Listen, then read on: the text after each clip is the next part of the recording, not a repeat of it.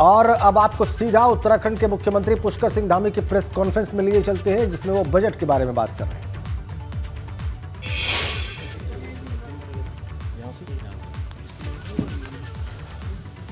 आज की इस एक तो सबसे पहले आप सभी का स्वागत है, सभी को नमस्कार। और आज प्रेस वार्ता में मेरे साथ हमारी भारतीय जनता पार्टी के प्रदेश अध्यक्ष आदरणीय महेंद्र भट्ट जी, हमारे अपर मुख्य सचिव श्री आनंद वर्धन जी, हमारे मीडिया प्रभारी श्री मंदिर जी और महानिदेशक सूचना श्री बंशीधर जी एवं आप सभी लोगों का मैं स्वागत करता हूं। और बजट पर चूँकि वैसे तो पहले ही कल आप सभी लोग जो हमारी तरफ से एक बजट पर प्रतिक्रिया जानी थी वो चली गई है, लेकिन आज संक्षेप रूप में फिर भी चूँकि कुछ उत्तराखंड से संबंधित और जो देश के बजट में प्रमुख रूप से जिन चीज़ों को लिया गया है उनकी चर्चा करने के लिए आप सबके समक्ष आप सबको आज यहाँ पर संवाद और मैं कहूँ कि एक मिलन भी है। बहुत दिनों से मिलन भी नहीं हो पाया और इसके साथ साथ यह भी हमने तय किया था कि आज चंद्रशेखर जी आज ये तय किया हम लोगों ने कि पिछले दिनों एक मिलेट का भोज यहाँ पर रखा गया था कृषि मंत्रालय के द्वारा। उस दिन आप लोगों की संख्या पूरी नहीं हो पाई थी और हमने तय किया कि आज एक पंथ दो काज, ये दोनों एक साथ हो जाएं और आप लोग आएँ, आपका स्वागत है। ये बजट कई मायनों में एक मजबूत भारत की नींव रखने वाला बजट है और अमृतकाल का बजट है। इस बजट में इस स्वर्णिम काल में, जिसको अमृतकाल हम कह रहे हैं, ये भारत का स्वर्णिम काल भी है। इस स्वर्णिम काल में भारत की गति क्या होगी, भारत की दिशा क्या होगी, भारत दुनिया का कैसे नेतृत्व करेगा, उसकी एक छाप दिखाई पड़ती है। जहां 2014 में जब प्रधानमंत्री के रूप में आदरणीय मोदी जी ने काम करना शुरू किया था, तब से लेकर अगर हम आज तक का आकलन करें तो प्रति व्यक्ति आय जस्ट उसके दुगना हो गई है। तेजी से भारत आगे बढ़ा है और इस बजट से जहां 130 करोड़ भारतवासियों के स्वप्न, उनके लक्ष्य, उनको तय करने वाला तो यह बजट है ही है। इसके साथ साथ यह बजट जो आज भारत एक ग्लोबल लीडर के रूप में उभरा है, तेजी से भारत जो दुनिया का नेतृत्व करने वाला भारत बना है और पूरी दुनिया की जो अपेक्षाएं इस समय में, जब पूरे दुनिया की अर्थव्यवस्था गड़बड़ा रही है, लड़खड़ा रही है, ऐसे समय में भारत 10वें स्थान से 5वें नंबर की अर्थव्यवस्था बन गया है। तो पूरे विश्व की भी जो अपेक्षाएं हैं, उन अपेक्षाओं को पूरा करने वाला भी ये बजट है। इसके साथ साथ जो गरीब वर्ग के लिए वित्त मंत्री जी ने जो बजट कल रखा है, उसमें जो टैक्स रिजीम में टैक्स छूट की सीमा 5 लाख थी सालाना, उसको बढ़ाकर 7 लाख रुपए कर दिया गया है। ये जहां इस बजट में उद्यमियों की, गरीब वर्ग की और मध्यम वर्ग की विशेष रूप से चिंता की गई है। इसके साथ साथ अभी मैं इस कार्यक्रम में आने से पहले आज जिला कारागार देहरादून में गया था, तो वहाँ पर जब मैंने उनको बताया आज कि इस बजट में एक और प्रावधान किया गया है कि जो कैदी जेलों में बंद हैं, जो निर्बल वर्ग के हैं, वृद्धजन हैं, जिनकी कोई बेल लेने वाला नहीं है, उस धनराशि का प्रावधान भी इस बजट में किया गया है, जिससे कि मैं समझता हूँ 2 लाख कैदी ऐसे हैं जिनकी सज़ा पूरी हो गई है, लेकिन रिहाई के लिए जो रकम तय होती है वो न होने के कारण से वो जेल में बंद रहते हैं।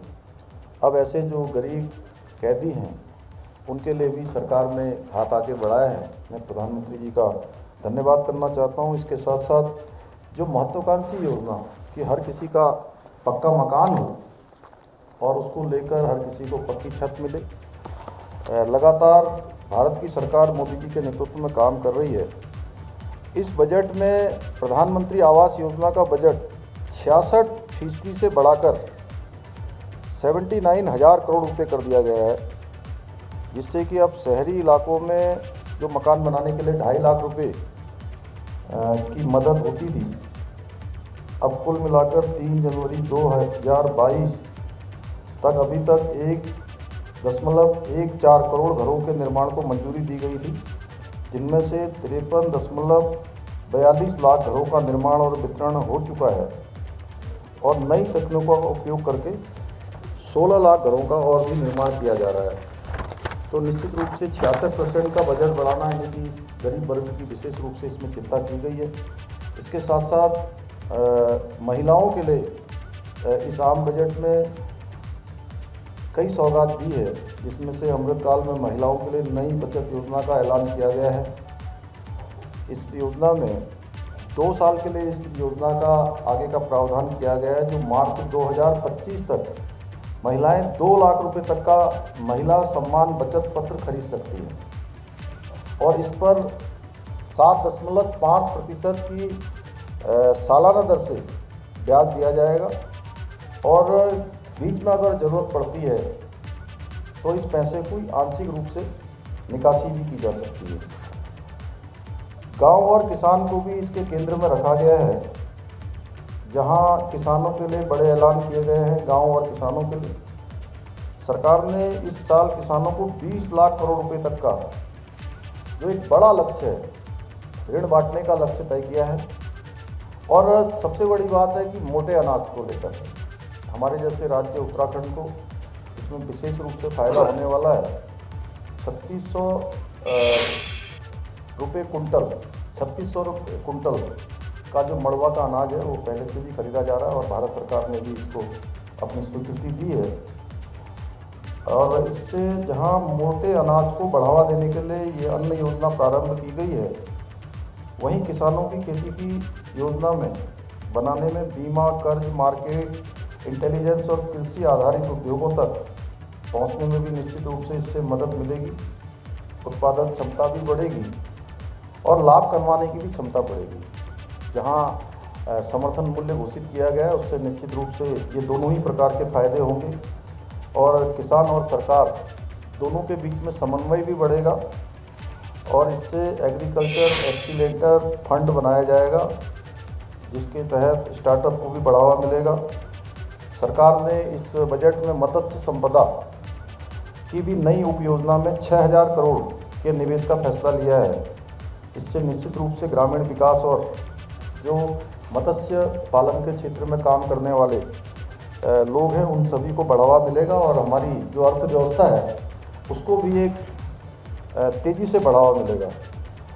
इसमें जो युवाओं के लिए कौशल विकास की जो स्किल डेवलपमेंट जो विभाग है, कौशल विकास विभाग, यह विभाग माननीय प्रधानमंत्री मोदी जी के पहली बार जब वो प्रधानमंत्री बने थे तो तब प्रारंभ हुआ था, जिसमें प्रारंभ में 30,000 करोड़ रुपए की धनराशि का प्रावधान किया गया था। और ये कौशल विकास सहित सप्तऋषि योजना है। इसमें जिसके मुख्य 7 लक्ष्य हैं, उनमें सप्तऋषि कहा गया है। इसमें से समावेशी विकास और युवा शक्ति को इसके मुख्य फोकस में रखा गया है। सरकार का लक्ष्य है कि सबका साथ, सबका विकास, सबका विश्वास और सबका प्रयास, जिसमें समावेशी विकास है, वंचितों को वरीयता एवं अंतिम छोर तक पहुंचना, बुनियादी ढांचा एवं निवेश, क्षमता विस्तारण, हरित विकास, युवा शक्ति, वित्तीय क्षेत्र को समर्पित। और इसमें जो कौशल विकास योजना की चौथा जो चरण है, उसकी भी शुरुआत की जाएगी। इस बजट में इसका प्रावधान किया गया है। युवाओं को अंतर्राष्ट्रीय अवसरों के लिए कौशल प्रदान करने के लिए 30 स्किल इंडिया नेशनल सेक्टर खोले जाएंगे। इसके अलावा भी छात्रों के लिए और जो हमारे नौजवान युवा हैं उनके लिए विशेष घोषणाएं की गई हैं और इंफ्रास्ट्रक्चर पर भी 10 लाख करोड़ के इसमें रोजगार के अवसर 10 लाख करोड़ रुपए का खर्च करने का ऐलान किया है, जिसमें सकल घरेलू उत्पाद का जो 3.3% होगा। इसके अंतर्गत चूँकि उत्तराखंड में भी, मैं उसको अलग से भी अभी बताऊंगा, तो 50 एयरपोर्ट्स, हेलीपोर्ट्स, वाटर एरोड्राम्स और एडवांस्ड लैंडिंग जोन्स का भी कायाकल्प किया जाएगा। निजी स्रोतों से 15,000 करोड़ रुपए सहित और 75,000 करोड़ रुपए के निवेश के साथ स्टील, बंदरगाहों, उर्वरक, कोयला, खाद्यान्न क्षेत्रों के लिए 100 महत्वपूर्ण परिवहन बुनियादी ढांचा परियोजनाओं की पहचान की गई है। इस तरह से बंद हो गया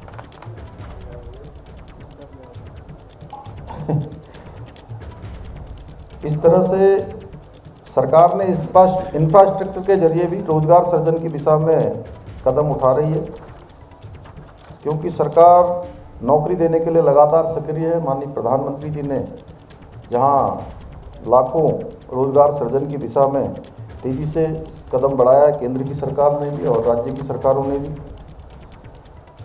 इससे व्यापक आर्थिक स्थिरता को भी और मजबूत करने पर भी यह बजट मुख्य रूप से केंद्रित है।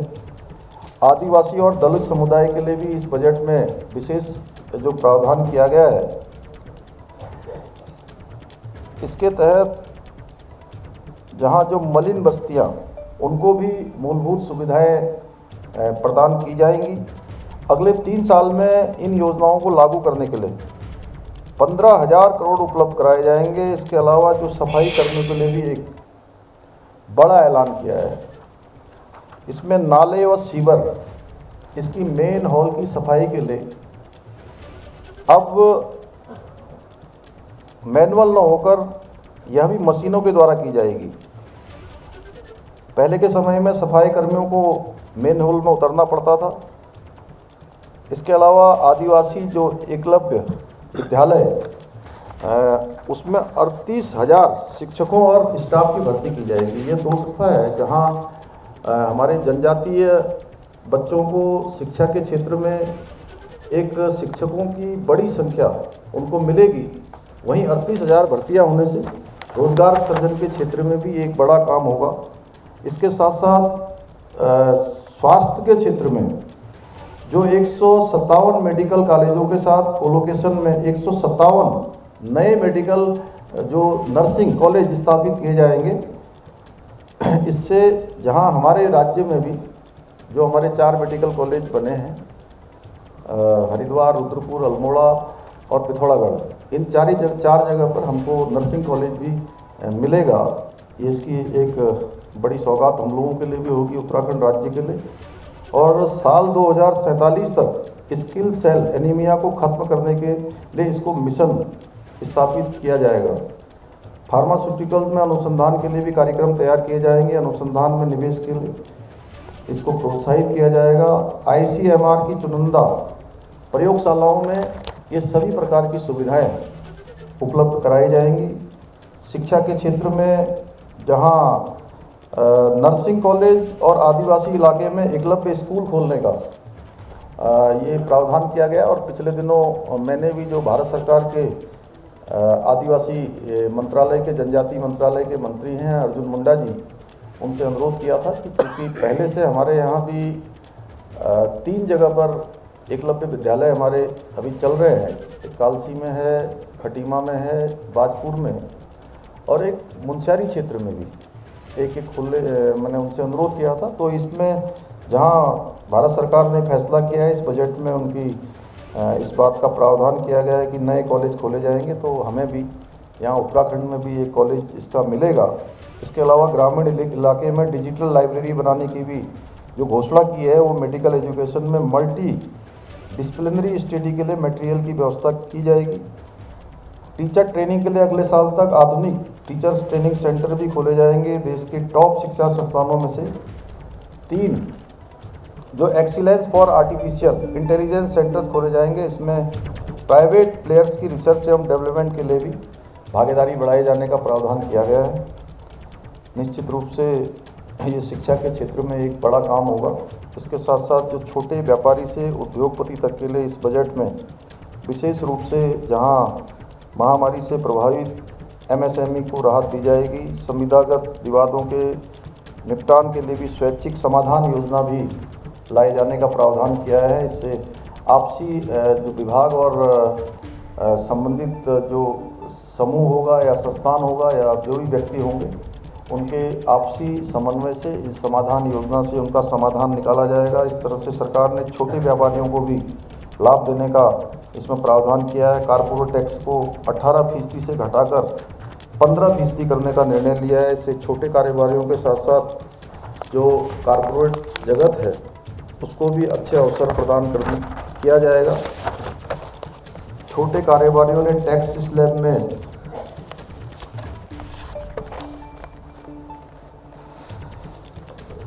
उनको भी छूट का प्रावधान किया गया है। बुजुर्ग और नौकरी पेशा जो बुजुर्ग हैं उनको भी आम बजट के जरिए राहत देने का प्रयास किया गया है। सरकार ने वरिष्ठ नागरिक खाता योजना की सीमा 4.5 लाख से बढ़ाकर जस्ट डबल 9 लाख रुपए कर दी है। यानी सीनियर सिटीजन स्कीम में अधिकतर अब 4.5 लाख की जगह 9 लाख रुपए जमा कर सकेंगे और संयुक्त खाते में अधिकतम जमा रकम की सीमा बढ़ाकर 15 लाख रुपए कर दी गई है। वहीं नौकरी पेशा लोगों के लिए नए टैक्स स्लैब में 7 लाख रुपए तक की छूट और सालाना 9 लाख रुपए की कमाई पर 45,000 रुपये टैक्स देने होंगे। न्यू टैक्स रिजीम में 15.5 लाख तक की इनकम पर 52,500 रुपये स्टैंडर्ड डिडक्शन दिया जाएगा, जो न्यू टैक्स रिजीम में पहले से सरचार्ज घटाकर 25% कर दिया गया है। अंत में जो इस बजट के बारे में कि ये बजट नए भारत के सपनों को साकार करने वाला बजट है, इसकी रूपरेखा, इसकी एक कवायद की गई है और अमृतकाल का विजन जो तकनीकी साइंस एंड टेक्नोलॉजी ज्ञान आधारित अर्थव्यवस्था का निर्माण करना है, एक मजबूत भारत का निर्माण करना है, इसकी एक मजबूत नींव रखने का काम और ज्ञान आधारित अर्थव्यवस्था का निर्माण करना है। साथ ही बच्चों के लिए भी देश भर में डिजिटल नेशनल लाइब्रेरी बनाए जाने का जो प्रावधान किया गया है वो शहरों और गांव दोनों ही जगह पर होंगे। आर्टिफिशियल इंटेलिजेंस में भारत को बढ़त दिलाने के लिए देश में 3 सेंटर ऑफ एक्सीलेंस भी बनाए जाने का इसमें प्रावधान किया गया है। इसका उद्देश्य है कि आर्टिफिशियल इंटेलिजेंस के क्षेत्र में देश के युवाओं को पढ़ाई का विश्व स्तरीय जो ज्ञान है उनको प्राप्त हो, विश्व स्तरीय जो शिक्षा है वो उनको प्राप्त हो और आधुनिक युग के पैमानों पर अब भारत ने हर क्षेत्र में ये तय किया है कि किसी भी क्षेत्र में भारत पिछड़ेगा नहीं, यानी कि भारत दुनिया का नेतृत्व करेगा।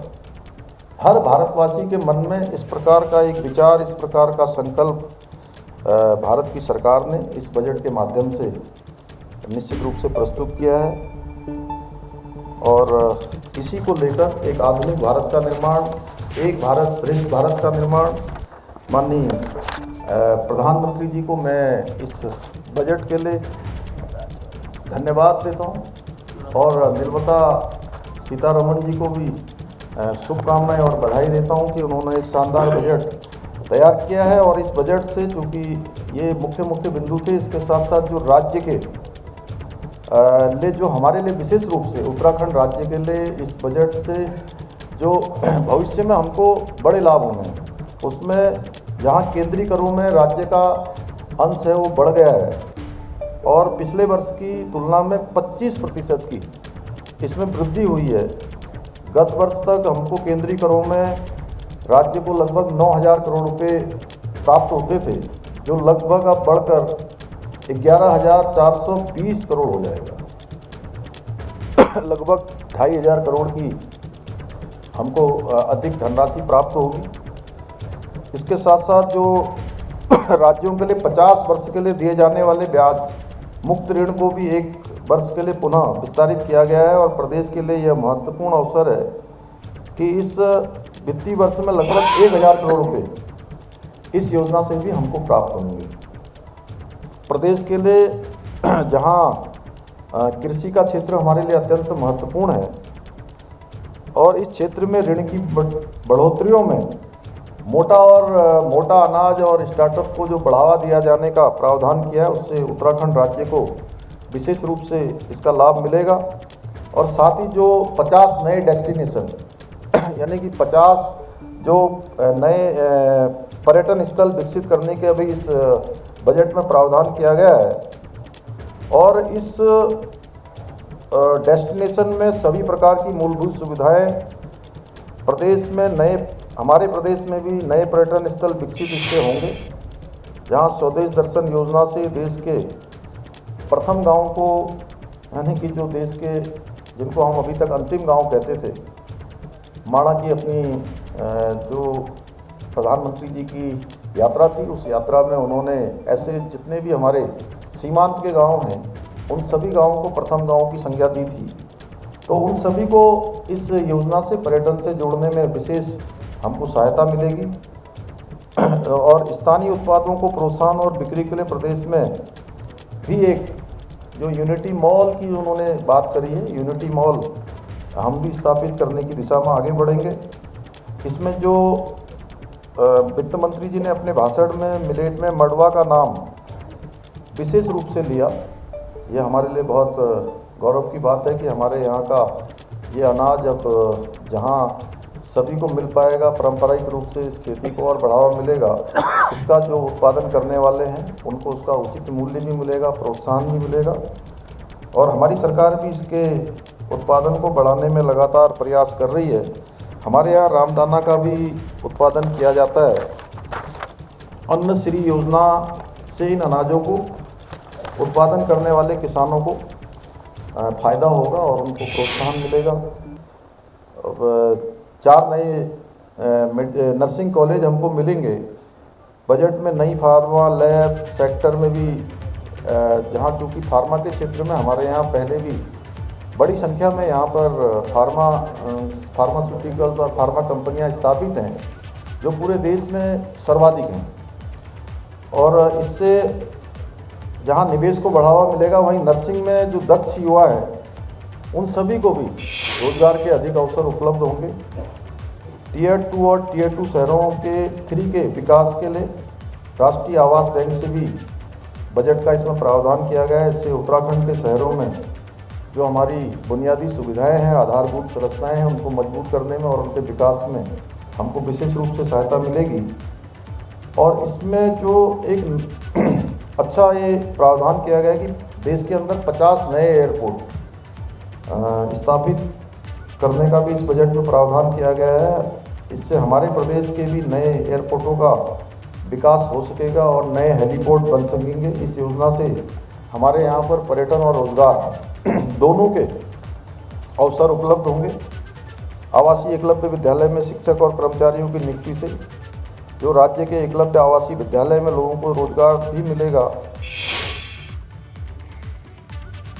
तो उत्तराखंड सीएम पुष्कर सिंह धामी को आपने सुना। कल पेश हुए बजट का उन्होंने स्वागत किया। साथ ही उन्होंने कहा कि बजट में पेश किए गए प्रावधान उत्तराखंड के लिए बेहद लाभदायक साबित होंगे।